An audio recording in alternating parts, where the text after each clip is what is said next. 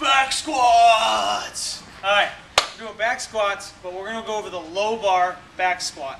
Alright, typically this is going to help you get a lot more weight. Matter of fact, let me bring over to the board, draw you a little picture.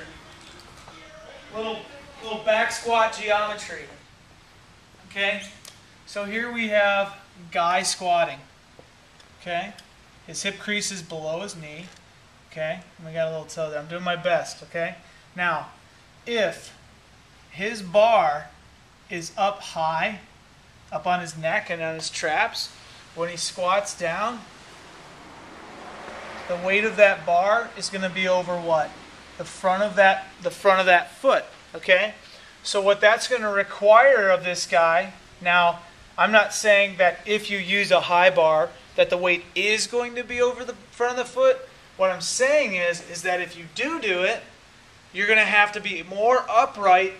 So instead of being tilted that much, you're going to have to be a lot more upright so that that bar is over the front of the foot. You're almost going to have to be like that. Okay? And if that bar's up there, now we got that over the middle of the foot. But that's going to recruit more of those muscles in the front, like your quads and all that. And then it's going to have a lot more, you're going to be a lot more likely to knee initiate your squat as opposed to hip initiate your squat. All right, now, using the low bar, okay, fix that drawing a little bit. I'll go over here.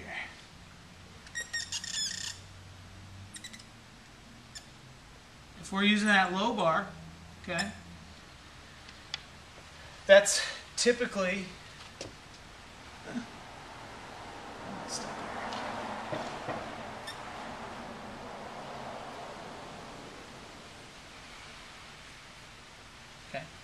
typically the bar is going to be over the middle of your foot, okay?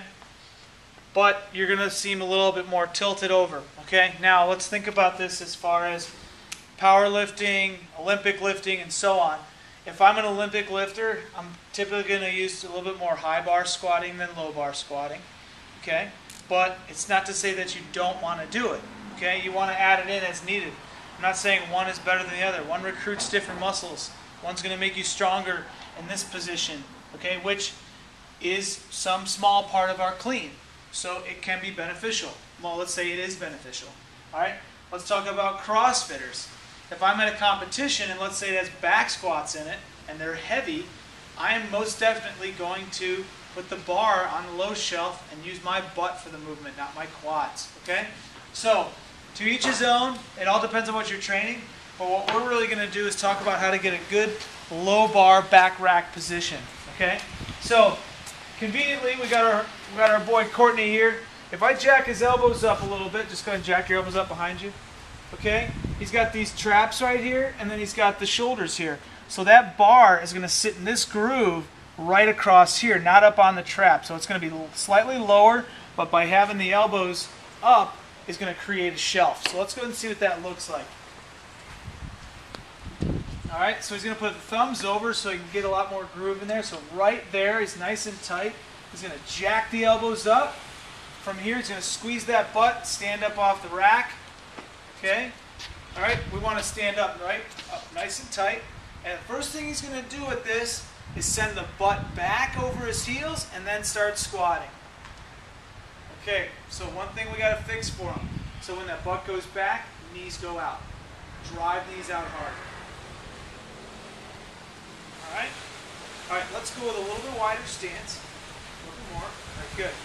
Butt goes back, knee goes out. A lot better. Good. Okay, one more time. Butt goes back, knee goes out. That's not bad.